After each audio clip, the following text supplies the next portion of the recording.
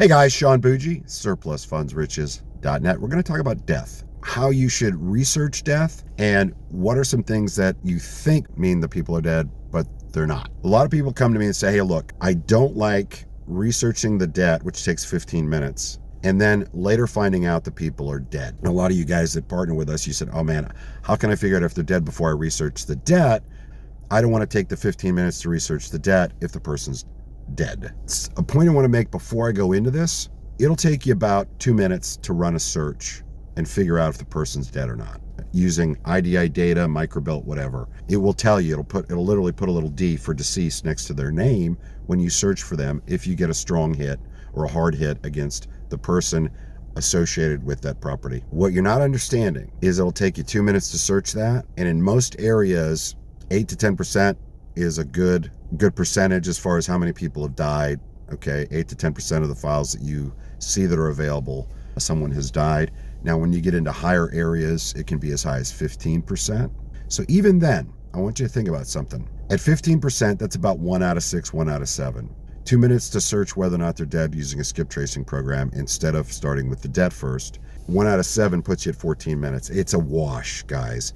You're just as well off researching the debt. If you're partnering with us, just research the debt and turn it in. We will let you know if they passed away and you haven't lost any time and you're not spending money researching debt. Now, other ways to figure out if they've died.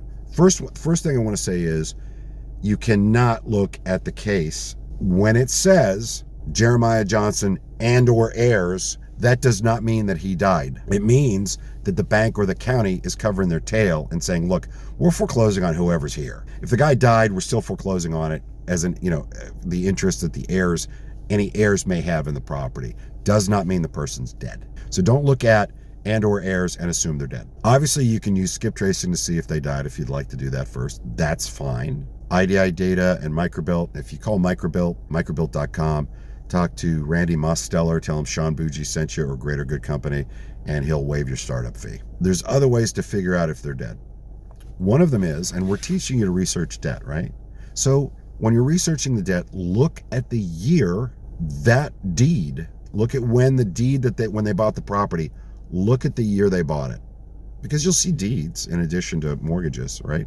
Deeds of ownership, deeds of transfer. So look at the deed. I'll give you, for instance, right now, if the deed was recorded in 1920, and we can assume that most people don't buy a house until they're 20, that would mean that they were born in 1900.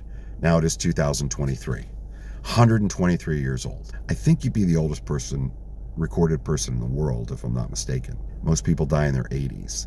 It's kind of a giveaway to look at the age of the deed.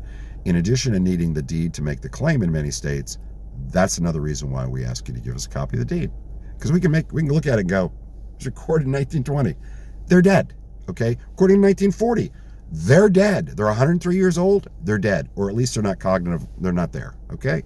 So that's important for you guys to look also at the deed. You can, of course, use skip tracing. Another thing you can do is use obits. Put the person's name, city they lived in, state they lived in, followed by the word obituary. See if anything pops up. Now, just so you guys know, a lot of people die alone. A lot of people don't even have an obituary. A lot of people don't have estates or probate. You could try to look that up online, but most states don't give you access to those records.